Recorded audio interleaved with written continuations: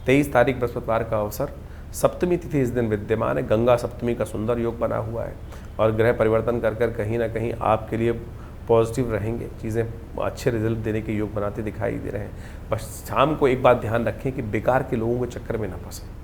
कुछ ऐसे लोग जो जिनका ठौर नहीं ठिकाना नहीं, उनसे चक्करों में कहीं ना कहीं नुकसान होने की स्थिति बन सकती है, तो उनसे बचते हुए आपको खास तौर पर ध्यान रखने की ज़रूरत है।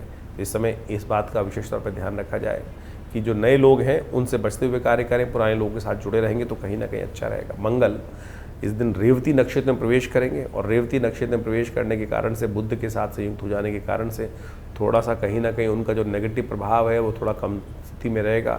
अपनी बुद्धि का उपयोग करने का आपको रास्ता बन सकता है।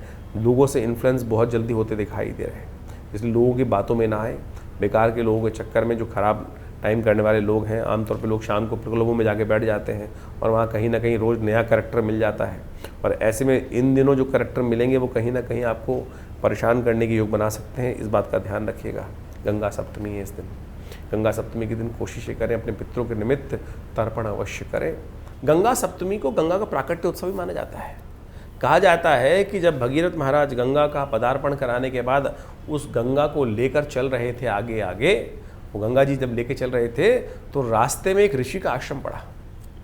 उन ऋषि में विशेष तौर पर साधना कर रहे थे। अब गंगा का वेग इतना ज़्यादा था कि जो भी रास्ते में आ रहा था सबको ही कहीं ना कहीं बढ़ते पूरा पूरा उस पानी सबको बहाए ले जा रहा था। तो ऋषि के आश्रम में भी क्या हुआ, वो सब कुछ उनके आश्रम में सब जगह पानी भर गया। तो कहा जाता है कि ऋषि भी उतने उद्भट थे, उन्होंने पूरा गंगा जल का पान कर लिया, गंगा जल का पान कर लिया। फिर कहा जाता है कि ब्रह्मा जी ने आके उनसे प्रार्थना करी, ऋषि ने प्रार्थना की तो उनके कान से गंगा का प्रभाव हुआ। तो जानवी, जिसको गंगा को जो है एक नाम जाना जाता है जानवी, तो जानू ऋषि के कान से प्रस्फुटित होने के कारण से वो जानवी भी कहलाई।